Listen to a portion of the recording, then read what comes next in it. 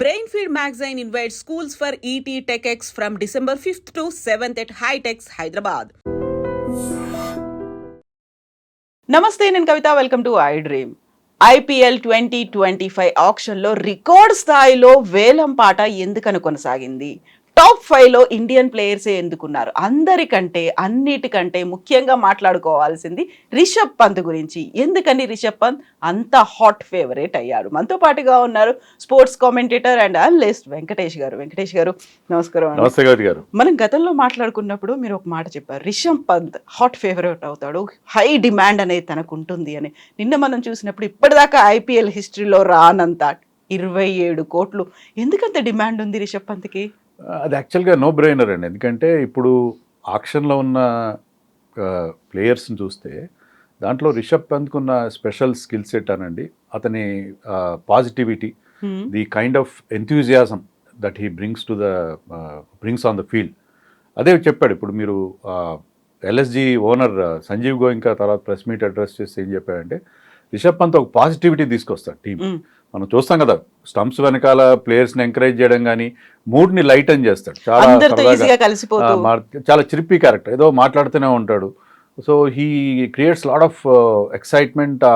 అది ఒక మంచి పాజిటివ్ వైబ్స్ అనేవి క్రియేట్ చేస్తారు. సో అది బేసిక్గా అది కారణం.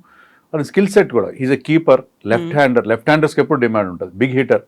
చాలామంది ఏంటంటే కన్ఫ్యూజ్ అయ్యేది, రిషబ్ పంత్ T20 ఇంటర్నేషనల్ ఫామ్లో అతని స్ట్రైక్ రేట్ 120 130 ఉంది.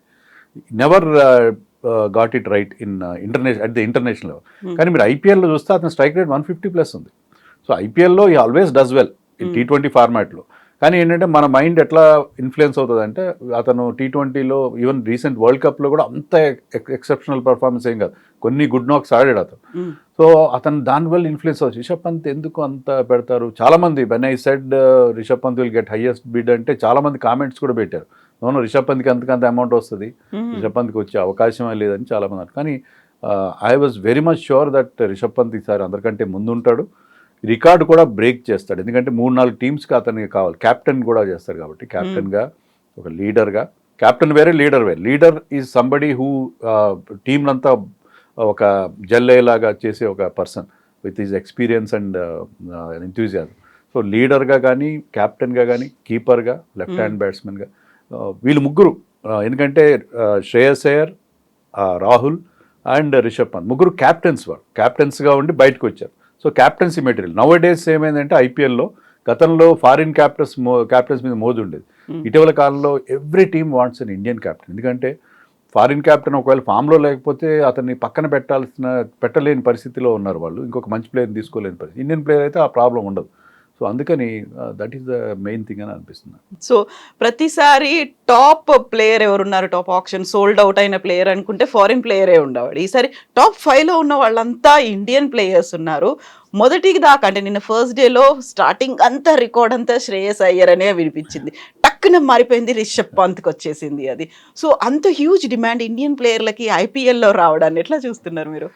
అంటే దీనికి మెయిన్ రీజన్ ఏంటంటే, మీరు చూడండి, ఇప్పుడు ఇంపాక్ట్ ప్లేయర్ రూల్ వచ్చిన తర్వాత IPL డైనమిక్స్ మారినాయి. ఇంతకుముందు సినేరియో ఏంటంటే, you can have 4 foreign players and 7 Indian players, అది కదా లెక్క. ఇప్పుడు 8 Indian players and 4 foreign players. ఎందుకంటే ఇంపాక్ట్ ప్లేయర్ మీకు ఇండియనే ఉండాలి, ఇంపాక్ట్ ప్లేయర్ ఫారిన్ ప్లేయర్ ఉండదు. ఎప్పుడు మీకు ముగ్గురిని మాత్రమే మీ స్టార్టింగ్ లైనప్లో ఫారిన్ ప్లేయర్స్ పెట్టుకుంటే you can have a 4th. So మీకు మొత్తం ఇప్పుడు IPL is played by 12 players, not 11 players. So 12 ప్లేయర్స్లో మీకు 4 మాత్రమే ఫారిన్ ప్లేయర్స్ ఉండాలి, ఒక ఎక్స్ట్రా ఇండియన్ ప్లేయర్ కూడా ఉండాల్సి వస్తుంది. సో అందుకని ఇండియన్ ప్లేయర్స్ డిమాండ్ పెరిగింది. సో ఇండియన్ ప్రీమియర్ లీగ్ అని పేరు పెట్టుకున్న గతంలో ఒక విమర్శ ఉండేది, అంతా ఫారినర్స్ డబ్బులు సంపాదించుకున్నారు. బుమ్రాకి 14 కోట్లు ఏంటి, స్టార్క్ కమిన్స్కి 20 కోట్లు 25 కోట్లు ఏంటి అని గతంలో చాలా విమర్శలు వచ్చినాయి. కానీ ఇప్పుడు ఏంటంటే, ఎప్పుడైతే ఇంపాక్ట్ ప్లేయర్ రూల్ వచ్చిందో మీకు 8 మంది ఇండియన్ ప్లేయర్స్ కావాలి, మీకు పక్కాగా కావాలి. సో ఎక్స్ట్రా ఇండియన్ ప్లేయర్ కావాలి. ఇండియన్ ప్లేయర్స్ ఇప్పుడు మీరు ముంబై చూడండి, చెన్నై చూడండి, దే వన్ 5 టైటిల్స్ ఈచ్. వాళ్ళు ఎప్పుడు కూడా వాళ్ళ కోర్ ఇండియన్ టీం చాలా స్ట్రాంగ్గా ఉంటుంది. ముంబైలో ఈసారి వాళ్ళు రిటైన్ చేసుకున్న ప్లేయర్స్ 5 కూడా ఇండియన్స్ రిటైన్ చేసుకున్నారు. సో కోర్ ఇండియన్ ప్లేయర్స్ స్ట్రాంగ్గా ఉండాలనేది, అంటే పోను 17 సీజన్స్ అయింది IPL. So franchises have realise the importance of Indian players. ఇంకోటి కూడా ఏంటంటే, మీకు మినీ ఆక్షన్స్లో ఫారిన్ ప్లేయర్స్కి పెద్ద అమౌంట్ వెళ్తారు. ఎందుకంటే ఇండియన్ ప్లేయర్స్ అందరూ ఎవరి దగ్గర ఉన్న వాళ్ళని అట్టే పెట్టుకుంటారు, ఎవరిని రిలీజ్ చేయరు. సో ఫారిన్ ప్లేయర్స్ కొంతమంది ఎక్సైటింగ్ ప్లేయర్స్ సడన్గా ఆక్షన్లోకి వస్తారు. వాళ్ళు కూడా తెలివిగా ఏం చేస్తున్నారంటే మెగా ఆక్షన్ రాకుండా మినీ ఆక్షన్లో వస్తారు. సో వాళ్ళకి పెద్ద అమౌంట్లు కొట్టేస్తున్నారు. కానీ ఎప్పుడైతే మెగా ఆక్షన్ జరుగుతుందో, మెగా ఆక్షన్లో చాలామంది ఇండియన్ ప్లేయర్స్ కూడా వస్తారు. మీరు గతంలో కూడా చూడండి, మెగా ఆక్షన్లో ఎప్పుడు కూడా ఇండియన్ ప్లేయర్స్కి టాప్ బిడ్స్ వస్తాయి. ఈవెన్ లాస్ట్ టైం కూడా Ishan Kishan got the top bid when mega auction held last time 22లో అనుకుంటా. సో అదొక ట్రెండ్ అయితే ఉన్నది mega auction. But in general ఏంటంటే franchises have realise that Indian players are more important. Foreign players ఉండాలి మీకు, కానీ ఇండియన్ ప్లేయర్స్ మంచి మంచి ఇండియన్ ప్లేయర్స్ ఉండడం చాలా ముఖ్యం అనేది ఫ్రాంచైజెస్ అందరూ రియలైజ్ అయ్యారు.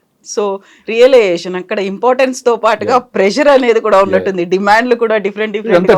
IPL auction purely works on demand and supply basis అండి. మనకి ఎంత పలాని ప్లేయర్కి ఎంత డిమాండ్ ఉంది, సప్లై ఎంత ఉంది. ఇప్పుడు వికెట్ కీపర్ అనుకోండి, వికెట్ కీపర్లకి 5 టీంకి వికెట్ కీపర్లు కావాలి, కానీ అక్కడ మీకు మంచి క్వాలిటీ కీపర్స్ 6 కూడా ఉన్నారు. సో వాళ్ళకి అందుకే wicket keepers are going for big amounts. So pressure కూడా అట్లాగే కనిపిస్తోంది కదా. ఉంటుంది. సో పర్టికులర్గా మనం రిషబ్ పంత్ గురించి మాట్లాడుకుంటే యూజువల్గా ఏదైనా ఎగ్జాంపుల్ చెప్పాలంటే ఫినిక్స్ పక్షి లాగా అని అంటారు. సో అంత పెద్ద యాక్సిడెంట్ అయింది, మేజర్ యాక్సిడెంట్, అన్ని సర్జరీలు, 15 నెలలు అన్నిటికీ దూరంగా ఉన్నాడు.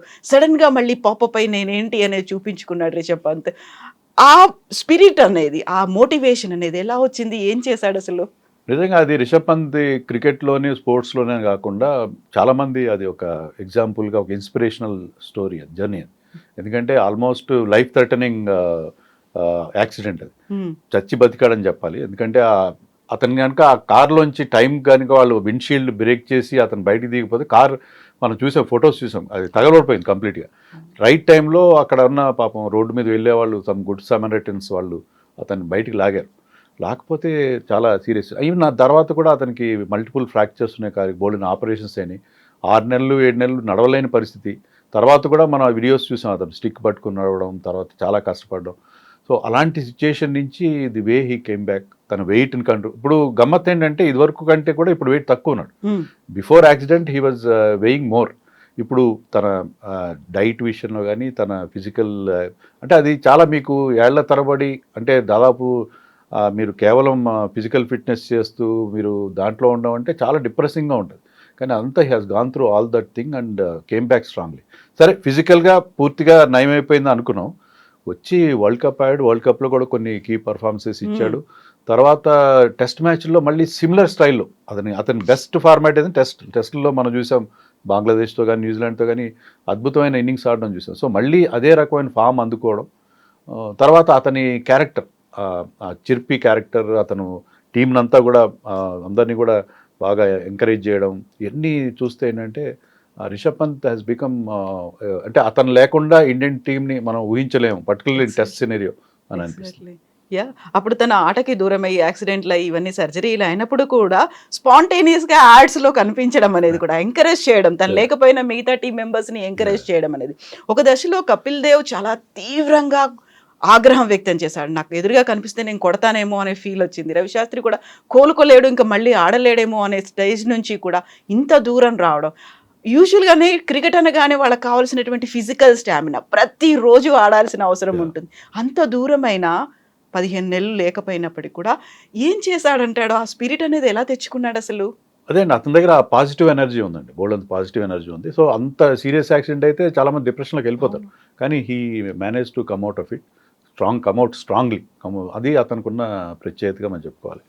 సో అలాంటి నడవలేని పరిస్థితి నుంచి అతను వచ్చి ఇప్పుడు ఆడుతున్నాడంటే really hats off to him.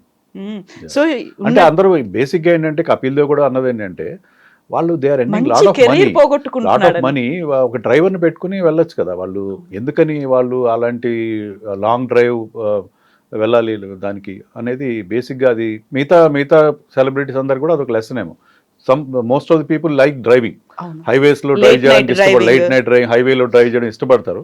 కానీ దానికి ఏంటంటే మీరు ఏ స్ట్రెస్ లెవెల్స్లో ఉన్నారు, మీరు ఆలోచిస్తున్నారు అన్నీ చూసుకొని better to have a good driver and A work చేసే పని వాళ్ళు చేస్తే బాగుంటుందని కూడా ఒక లెసన్ రిషబ్ పంత్ నుంచి అంతా నేర్చుకోవాలి.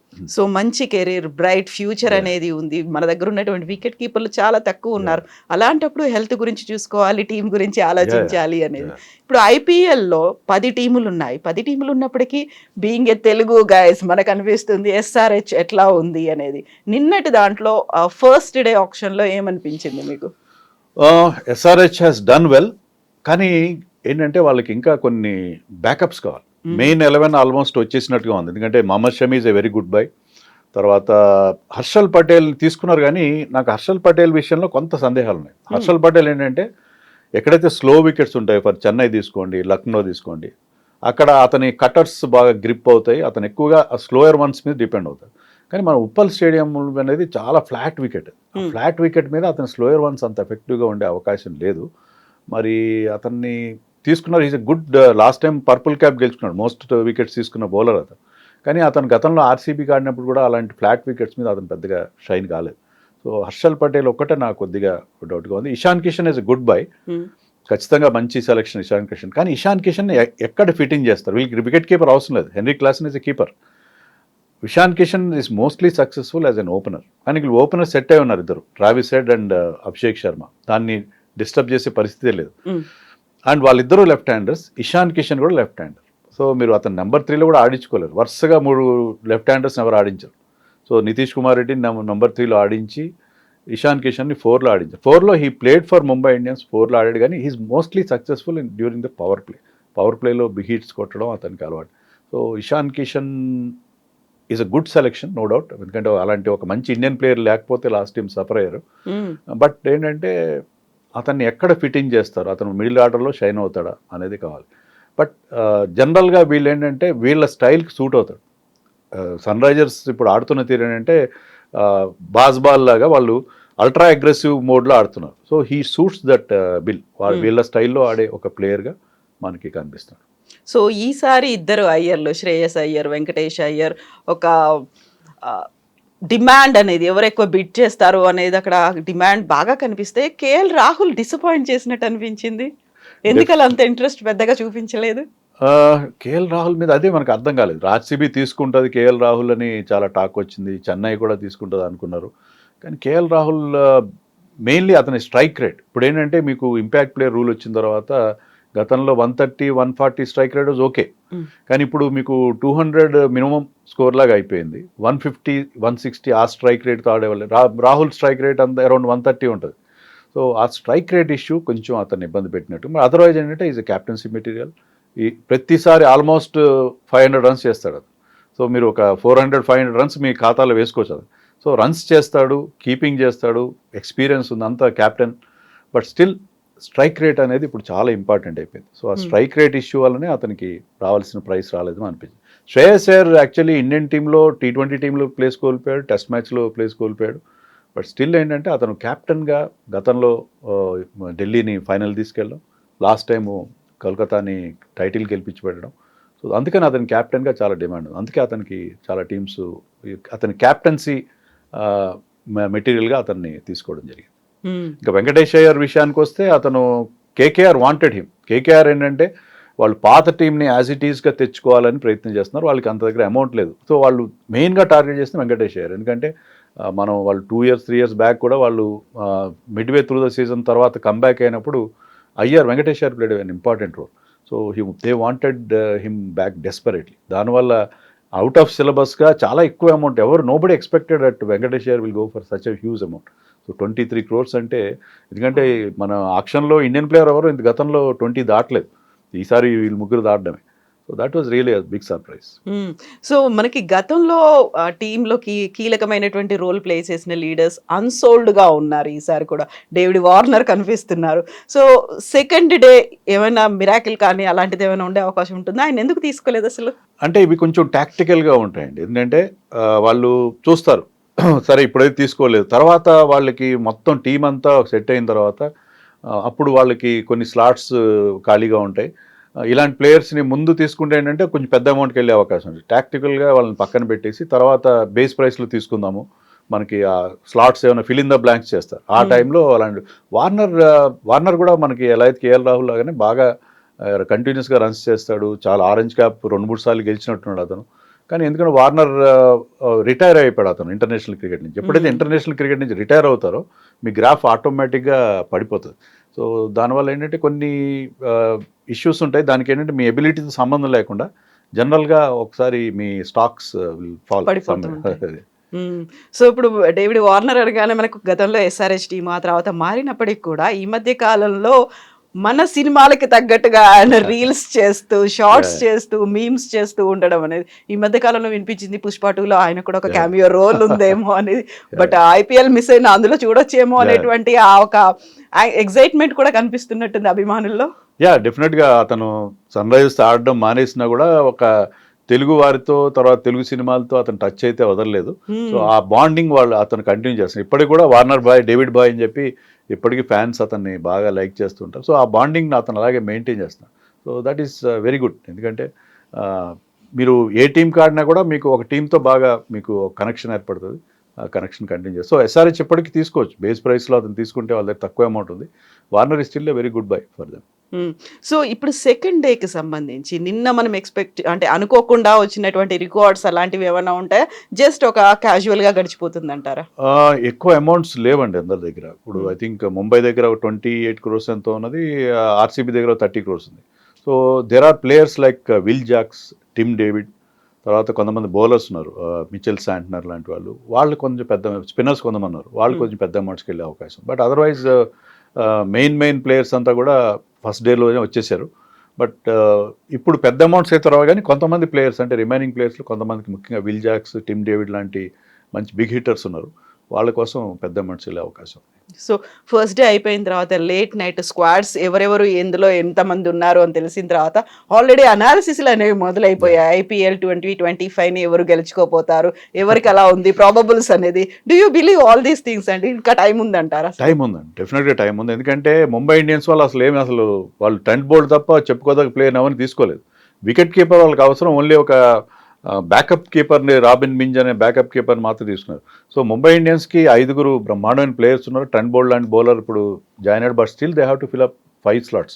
ఇంకా 11లో వచ్చేవాళ్ళు ఎవరు లేరు వాళ్ళకి ఇంకా. సో ముంబై ఇండియన్స్ కానీ ఆర్సీబీ కానీ ఇంతవరకు వాళ్ళు రియల్గా ఎంటర్ కాలేదు. సో సెకండ్ డే అంతా కూడా ఈ 2 టీమ్స్ మీద ఫోకస్ ఉంది. అమౌంట్ కూడా వాళ్ళ దగ్గర ఉంది. I think Gujarat Titans and KKR have done well. Chennai కూడా బాగా చేశారు. చెన్నై వాళ్ళు ఇద్దరు New Zealand players Devon Conway and Rachin Ravindra అని చాలా చీప్గా ఇద్దరిని కలిపి 10 crores లోపే వాళ్ళు తెచ్చేసుకున్నారు. తర్వాత అశ్విన్ అండ్ నూర్ అహ్మద్ కాస్త ఎక్కువ అమౌంట్ పెట్టారు. బట్ చెన్నైలో ఎప్పుడు మీకు ఆ పిచ్ మీద స్పిన్నర్స్కి చాలా హెల్ప్ ఉంటుంది. సో ఇద్దరు మంచి క్వాలిటీ స్పిన్నర్స్ కూడా తీసుకున్నారు. Chennai also must be very happy with their by. So ఇప్పటికైతే ఆల్ సెట్ ఫర్ మార్చ్ అన్నట్టుగా ఎదురు చూస్తున్నట్టున్నారు వ్యూవర్స్ అందరూ. ఇంత huge demand of hot favourites ఇంతమంది కనిపించిన తర్వాత సో ఆ టైం అంతా సో గతంలో కంటే ఈసారి ఎక్కువ వ్యూవర్స్ ఎక్కువ ఉంటారా? ఎట్లా అనిపిస్తుంది మీకు? ఐపీఎల్ బ్రాండ్ వాల్యూ పెరుగుతూనే ఉంది. అందులోనూ మీకు ఇంపాక్ట్ ప్లేయర్ రూల్ వచ్చిన తర్వాత the number of 4s and 6ers పెరుగుతున్నాయి. సో మీకు ఎంటర్టైన్మెంట్ వాల్యూ మరింతగా పెరగడం అనేది చూస్తుంది. అందుకే ఇంపాక్ట్ ప్లేయర్ రూల్ వల్ల ఇండియన్ క్రికెట్కి బ్రహ్మాండమైన డ్యామేజ్ జరుగుతుంది. ఎందుకంటే మీకు పార్ట్ టైం బౌలర్స్ రావట్లేదు, ఆల్రౌండర్స్కి అసలు ఇంపాక్ట్ ప్లేయర్ ఉండడం వల్ల మీకు ఆల్రౌండర్స్ అనేవాళ్ళు భవిష్యత్తులో మనకి ఐపీఎల్ నుంచి ఎమర్జీ అవకాశమే లేదు. అయినా కూడా ఇంపాక్ట్ ప్లేయర్ వల్ల ఐపీఎల్ కమర్షియల్ వాల్యూ విపరీతంగా పెరుగుతుంది, ఐపీఎల్కి ఉన్న ఎంటర్టైన్మెంట్ వాల్యూ పెరుగుతుంది. సో దానివల్ల మీరు లాస్ట్ సీజన్ పర్టికులర్గా మీకు పెద్ద పెద్ద స్కోర్లు రావడం, ఆల్మోస్ట్ 300 టచ్ అయ్యే పరిస్థితి కనిపించడం అనేది మనం చూసాం. So I think IPL impact player rule వచ్చిన తర్వాత ఐపీఎల్ మరింత ఎంటర్టైనింగ్గా మారిందని నాకు అనిపిస్తుంది. సో 290 క్రాస్ అయ్యి 300 క్రాస్ అయ్యేటువంటి అది ఓకే బాగానే ఉంది. కానీ బట్ ఇన్ జనరల్ మనకి ఏమవుతుందంటే ఇండియన్ క్రికెట్కి మనం ఆల్రౌండర్స్ లేక ఇప్పుడు నితీష్ కుమార్ రెడ్డి లక్కీగా ఎమర్జ్ అయ్యాడు. సో అలాంటి ఆల్రౌండర్స్ ఉంటే మనకి చాలా బాగుంటుంది పరిస్థితి. కానీ మనకి ఇంపాక్ట్ ప్లేయర్ రూల్ వల్ల చాలా పెద్ద డ్యామేజ్ జరుగుతుంది ఇండియన్ క్రికెట్ అని అనుకోవాలి. సో నితీష్ కుమార్ అనగానే ఎస్ఆర్హెచ్ ఓన్ చేసుకుంది. నాట్ ఓన్లీ ఎస్ఆర్హెచ్, ఐపీఎలే కాకుండా ఆయన ఓవరాల్ గేమ్ ప్లే ఎట్లా ఉంది అనుకుంటున్నారు మీరు? అద్భుతం అండి. అతను I think you will not forget this year 2024. ఎందుకంటే 2024లో లాస్ట్ ఇయర్ ఐపీఎల్లో కొన్ని మ్యాచ్లు ఆడాడు, బ్యాటింగ్ రాలేదు, బౌలింగ్ కొన్ని ఓవర్లు వేసాడు. ఈ ఇయర్లో ఐపీఎల్లో బ్రహ్మాండంగా షైన్ అయ్యాడు. షైన్ అయిన తర్వాత ఇండియాకి అయితే T20లో బ్రహ్మాండంగా పర్ఫామ్ చేశాడు. ఐపీఎల్ రిటెన్షన్లో అతనికి మంచి అమౌంట్ వచ్చింది. ప్లస్ నవ్వు ఇప్పుడు టెస్ట్ మ్యాచ్లో అతని సెలక్షన్ చాలా మంది క్రిటిసైజ్ చేశారు. షార్దుల్ ఠాకూర్ లాంటి వాళ్ళు ఉన్నారు కదా, ఇలాంటి అతను 20-25 మ్యాచెస్ కూడా ఆడలేదు first class cricket. How can you pick him in test matches అని చెప్పి ముఖ్యంగా ముంబై లాబీ, షార్దుల్ ఠాకూర్ని బ్యాక్ చేస్తున్న ముంబై లాబీ వాళ్ళు దే క్వశ్చన్ ఈ సెలక్షన్. దొడ్డ గణేష్ కానీ, జతిన్ పరాజ్బే, ఫార్మర్ క్రికెటర్స్ చాలామంది అతని సెలక్షన్ క్వశ్చన్ చేశారు. వాళ్ళందరి నోళ్ళు సక్సెస్ఫుల్గా ముగించాడు. ఫస్ట్ ఇన్నింగ్స్లో చాలా టఫ్ సిచ్యుయేషన్లో మంచి బ్యాటింగ్ చేశాడు, టాప్ స్కోరర్గా నిలిచాడు పెర్త్ టెస్ట్లో. సెకండ్ ఇన్నింగ్స్లో క్విక్ రన్స్ కావాల్సి వచ్చినప్పుడు ఈ went into T20 mode 140 strike రేట్తో క్విక్ రన్స్ కూడా ఇచ్చాడు. సో 21-year-old బాయ్ ప్లేయింగ్ ఆస్ట్రేలియాలో పెద్ద స్టేడియం. ఆ స్టేడియం చూస్తేనే మీకు ఒకసారి గాబరా పడతారు. అలాంటి is a very very confident cricketer, confident young cricketer. Bowling కొంచెం ఇంప్రూవ్ చేసుకోవాలి. బౌలింగ్ కనుక ఇంప్రూవ్ చేసుకుంటే అతను మనం ఎదురు చూస్తున్న ఆ ఫాస్ట్ బౌలింగ్ ఆల్రౌండర్ కోసం మన చాలా రోజుల నుంచి, ఎందుకంటే ఇర్ఫాన్ పఠాన్ తర్వాత మనకి ఎవరు దొరకలేదు. హార్దిక్ పాండ్యా ఉన్నా కూడా he's not playing red ball cricket. So ఆ రోల్ని అతను బ్రహ్మాండంగా ఫిలప్ చేసే అవకాశం కనిపిస్తుంది. సో ఈ మధ్య కాలంలో తెలుగు పేర్లు 2, తిలక్ వర్మ ఒకటి, నితీష్ కుమార్ ఒకటి, వీళ్ళ ఫ్యూచర్, వాళ్ళ ప్లే అనేది ఎలా ఉందండి అసలు? అద్భుతంగా ఇద్దరికిద్దరు కూడా వచ్చిన అవకాశాలను సక్సెస్ఫుల్గా ఉపయోగించుకుంటే, తిలక్ వర్మ చూడండి, ఇంజరీ వల్లనండి లేకపోతే టీంలో ఉన్న కాంపిటీషన్ వల్ల లాస్ట్ ఈ జనవరి తర్వాత అతనికి ఇండియన్ టీంలో ఛాన్స్ దొరకలేదు. కానీ లేట్గా ఛాన్స్ వచ్చింది because some players are playing test cricket. దాన్ని అద్భుతంగా యూజ్ చేసుకున్నాడు. 2 వరుస సెంచరీలు కొట్టడం అంటే. సో ఇప్పుడు అతని టీంలో తన ప్లేస్ని ఫిక్స్ చేసుకునే ఒక పరిస్థితికి వచ్చాడు. సో ఈ యంగ్స్టర్స్ ఏంటంటే వాళ్ళకి ఎబిలిటీ ఉంది, కాన్ఫిడెన్స్ కూడా ఉంది. దీనికి ఐపీఎల్ ప్రధాన కారణం అనిపిస్తుంది నాకు. ఎందుకంటే ఐపీఎల్లో they are playing in front of huge crowds, మంచి ప్రెషర్ సిచ్యుయేషన్లో ఆడుతున్నారు, క్వాలిటీ అపోజిషన్ ఫేస్ చేస్తున్నారు. దానివల్ల ఏంటంటే వాళ్ళు ఇంటర్నేషనల్ క్రికెట్కి వెళ్ళినప్పుడు వాళ్ళు రెడీమేడ్ ప్రోడక్ట్స్గా ఉంటున్నారు. ఇంటర్నేషనల్ క్రికెట్కి వెళ్ళినప్పుడు వాళ్ళకి ఎలాంటి బెరుకు లేకుండా మనకు కనిపిస్తుంది.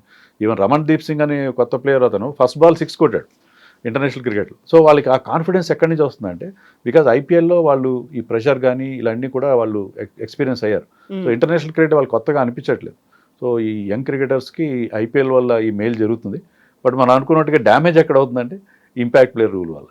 ఎగ్జాక్ట్లీ. ఎస్ అండి. Thank you so much Venkatesh గారు. థ్యాంక్ యూ అండి. Thank you.